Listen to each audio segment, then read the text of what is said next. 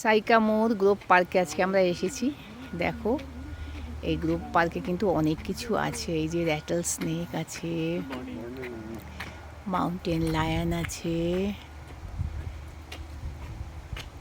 কয়োটা আছে, আরও কত কি আছে রে বাবা। বেশ ভালো, বিশাল বড় আর বিরাট বড়। দেখো কত কিছু আছে, ওরা বোট করে রেখেছে। এই যে দেখো বিরাট শুকনো ঘাস, সাভানার মতো, প্রচুর গাছপালা। এই যে ফরেস্ট এরিয়া, নানা ধরনের স্পাইডার, ট্যারেন্টুলা থেকে ধরে ব্ল্যাক উইডো, আরও কত রকমের তাদের নানা কীর্তিকলাপ সব লেখা আছে। দেখলাম, ভালোই লাগছে। জঙ্গলটা দেখো, ঝড়ে গাছ পড়ে আছে। দেখো ওখানে ভীষণ হাওয়া দেয়, তো বিশাল বড় বড় গাছগুলো কেমন অসহায় হয়ে পড়ে আছে।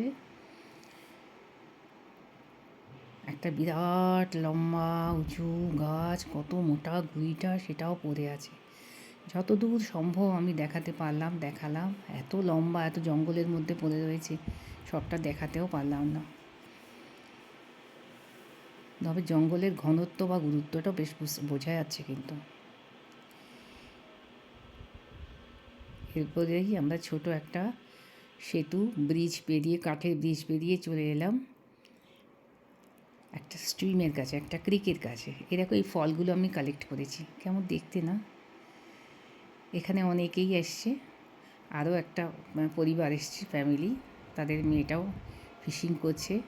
আমার নাতিবাবুও ফিশিং করতে গেছে, সে চেষ্টা করছে কিছু না কিছু ধরেই ছাড়বে। যাই হোক, সেখানেও ভালোই কাটলো, আমাদের গাছের ছায়ায় পরিষ্কার স্বচ্ছ জলের স্ট্রিমে আমাদের বেশ ভালোই কাটলো। দেখলাম ফিশিং করছে ওরা। এরপরেই আমরা চলে এলাম লাঞ্চের জন্য। লাঞ্চে গেলাম ড্রাগন সিটিতে। ফার্স্টে এসে গেল স্টার্টার, দেখো এসে গেল clear soup.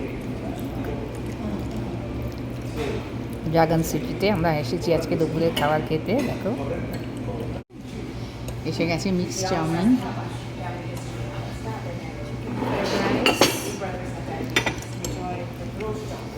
and chicken fried rice.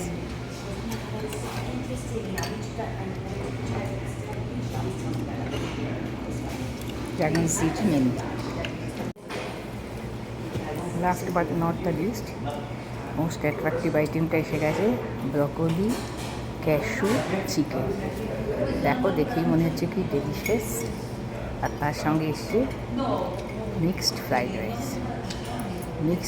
Rice, with broccoli cashew chicken.